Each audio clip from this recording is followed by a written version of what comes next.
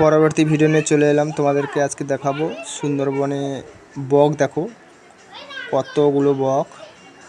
ওই জবিন নাগল হচ্ছে, তার জন্য প্রচুর বক। দেখো পোকা ধরে খাচ্ছে। এই নাগল হলে এবার জবিন চাষ হবে। অনেক বক। দেখো তোমাদেরকে আরও বক দেখাবো। সুন্দরবনে প্রচুর পাখি আছে।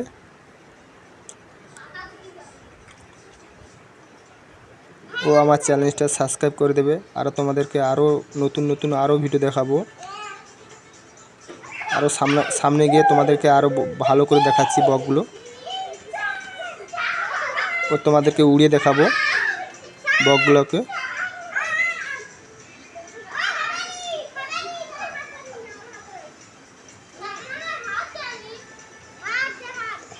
উড়িয়ে দেখাচ্ছি তোমাদেরকে